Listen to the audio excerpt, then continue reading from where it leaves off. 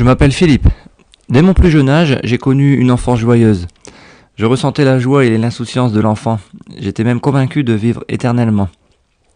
Et puis un jour, brutalement, j'ai appris que la mort existait. C'était le bout de la vie. Ce fut une nouvelle très dure pour un petit garçon comme moi. Une terrible nouvelle même pour l'enfant que j'étais.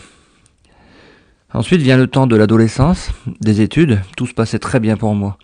Je m'étais même accommodé à l'idée que la mort existait. Mes 3 questions restaient sans réponse au fond de moi. Qui suis-je ? Première question. La deuxième, d'où je viens ? Et la troisième, que serais-je après la mort du corps ? Alors je n'ai pas cherché de réponse à cette époque et j'ai continué mon chemin. J'ai terminé mes études, j'ai démarré ma carrière professionnelle et j'ai rencontré et épousé ma femme. Les années de ma vie d'adulte vont me confronter ensuite à de nouvelles réalités. Alors que je suis épanoui et que je me sens utile dans mon travail, je vois ma femme sombrer peu à peu dans la dépression. Comment se fait-il qu'un homme ou qu'une femme puisse en finir avec la vie ? Une vie devenue vide de sens, remplie de souffrance. Et les 3 questions du passé me rattrapent. Qui sommes-nous ? D'où venons-nous ? Et qu'est-ce qu'on devient après la mort ? Alors pour tenter de venir en aide à ma femme, je vais me lancer dans l'étude de la psychologie complexe de l'être humain. J'y découvre l'importance de l'enfance, des premières années de la vie, le rôle capital des émotions chez l'être humain, et puis surtout l'importance de l'amour, quasiment toujours absent ou en quantité insuffisante chez les gens qui souffrent.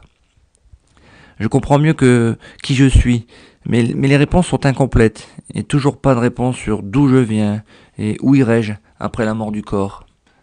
Avec les années, moi aussi, je commence à fatiguer et je décide de pratiquer la méditation Vipassana. Alors je pratique ce qu'on appelle l'introspection, je cherche à l'intérieur de moi-même ce qui se passe au fond de mon être. Je pratique le détachement, le lâcher-prise sur les émotions ressenties et je cherche des réponses à l'intérieur. J'étudie la spiritualité bouddhiste qui dit que la vie n'est que souffrance. Le but de la vie, en fait, serait de sortir de toutes ces souffrances. Donc, selon ces théories, l'homme est enfermé dans un cycle de renaissance perpétuelle, comme condamné à souffrir tant qu'il n'a pas brisé ce cycle perpétuel de renaissance. Donc, le but de la vie, finalement, c'est de s'éteindre un jour dans le détachement. Mais moi, ça ne me convient pas. J'ai bien réussi à être plus relâché et plus calme, mais je ne suis pas en paix profonde. Car il y a toujours cette question au fond de moi, qu'y a-t-il après la mort ? Et puis vivre une vie sans même savoir vers quel but final aller, en pratiquant le détachement pour se protéger, je trouvais ça vraiment triste. Quelques années encore après, je rencontre une amie chrétienne. Elle me parle de Dieu, de sa parole, la Bible, mais je ne l'accepte pas. J'ai toujours été profondément athée à l'époque. Et puis des événements que j'attribuais à l'époque justement au hasard, vont attiser ma curiosité, et donc je vais me plonger dans la lecture de la Bible. Moi, l'incrédule et le non-croyant depuis 40 ans, je découvre alors des vérités extraordinaires, et des réponses à toutes mes questions dans la Bible, que j'avais toujours rejetées. Les réponses à la première question d'abord, qui suis-je ? Un ensemble de 3 éléments, d'abord le corps, ensuite l'âme, c'est-à-dire la volonté, les émotions et les pensées, et enfin l'esprit.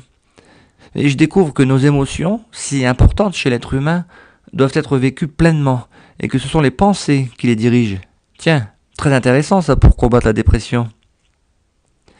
Et puis, je découvre que si j'accepte Jésus, je peux devenir enfant de Dieu, et que nous sommes même le temple de Dieu, et que l'Esprit de Jésus habite en nous. La réponse à la deuxième question, d'où je viens ? Et là je découvre que l'être humain, composé de ces 3 éléments, a été créé à l'image de Dieu, la Trinité. 3 éléments, Trinité, le Père, le Fils, le Saint-Esprit. Dans la Bible, Dieu dit « Faisons l'homme à notre image ».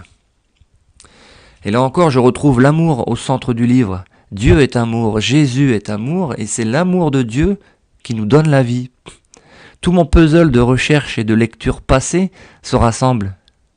Je viens de l'amour de Dieu, et c'est pour ça que l'humain ne peut pas vivre sans amour. Là, mon goût pour la science et la psychologie est comblé, et je découvre là la supériorité extraordinaire de la Bible sur tous les autres livres.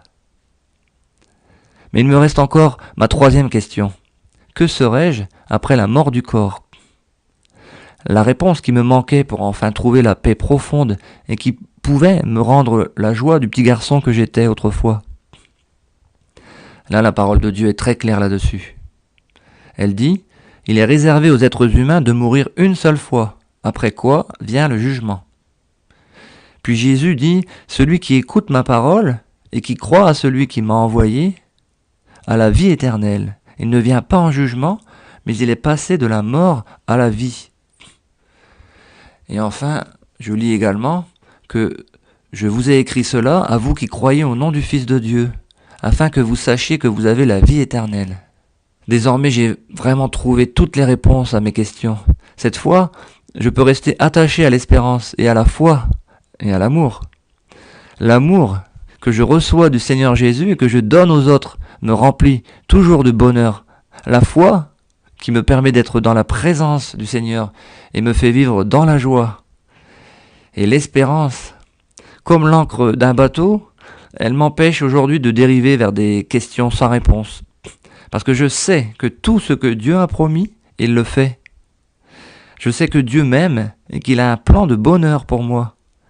Je sais aujourd'hui que le véritable sens à ma vie, c'est de faire sa volonté, c'est-à-dire de vivre dans la joie et dans la paix du Christ, quelles que soient les circonstances de ma vie.